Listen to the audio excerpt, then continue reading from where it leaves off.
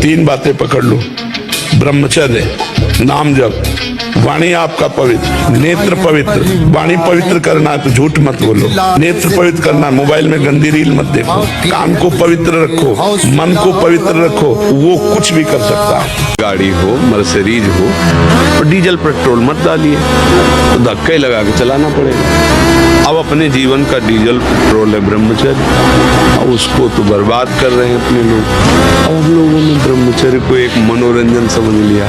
अभी आप 1 साल ब्रह्मचर्य रहिए, आप फिर देखिए आपके विचार कैसे होते हैं, आपके शरीर में कैसी ऊर्जा होती है, आपका प्रतिज्ञा, आपके वचन, आपकी चेष्टा, आपकी क्रियाएं कितनी मतलब पवित्र और साफ स्वच्छ एकाग्र।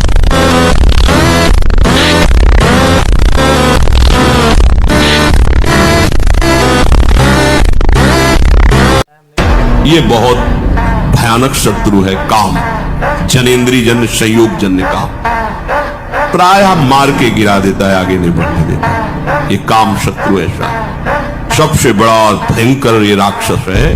ये इतना खाता है फिर भी कभी अघाता नहीं, अर्थात चाहे जितना भोग लो कभी तृप्ति होने वाली ही नहीं है। भगवान ने इससे बहुत बड़ा वैरी कहा है गीता जी में, और अर्जुन से कहा मार इस दुश्मन को, मार सबसे पहले इस काम को गिरा।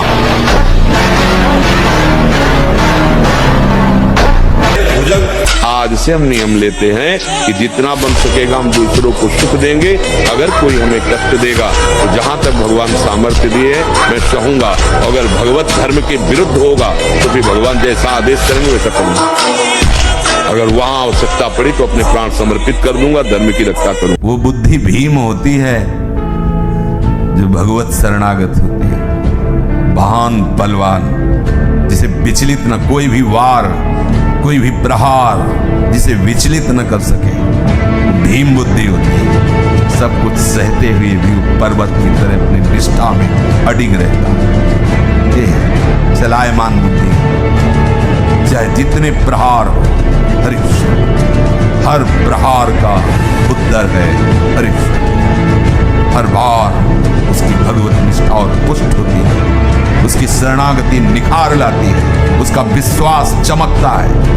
जय बार प्रहार होता है, जितना उसे माया रौंदना चाहती उतनी बार वो ताल ठोक कर विजय को प्राप्त होता है। दोपहर की तपती धूप में पंडों की छतरी के नीचे और रात्रि में वही घाट, थोड़ी देर भिक्षुकों के बीच में बैठ जाना, जो मिला मिला नहीं तो हर हर महादेव, शांत। ब्रह्मचर्य और संयम का बड़ा बल होता है, कभी निराश हताश और ऐसा नहीं कि चलने लायक नहीं, ऐसा कभी अनुभव जीवन में नहीं हुआ।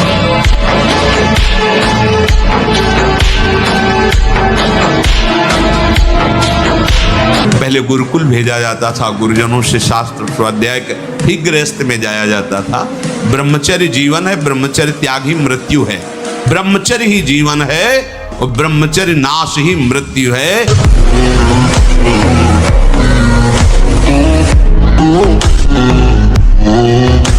ब्रह्मचर्य ऐसी सामर्थ्यशाली, एक बार श्लोक बोलो कंठस्थ हो जाएगा।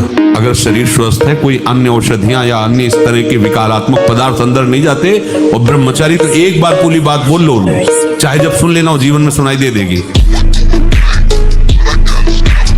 पूरा जीवन हो जाता है लोगों को पैसे के पैसे पैसे पैसे, मर गए कुछ नहीं, चौवन्नी हाथ नहीं गई, समझ नहीं पा रहे कैसा मारा जा रहा है, कैसा ठगा जा रहा है।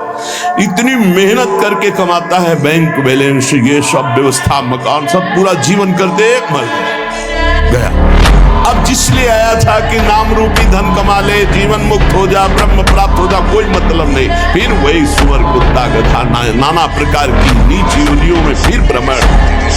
अब वहां कोई नहीं, ना उसकी पत्नी, न पुत्र है, न बैंक बैलेंस है, न पद है, न प्रतिष्ठा है, जिसके लिए उसने सब किया था। अब वो बार बार पछताता रहता है, अब अन्य योनियों में फंसा हुआ।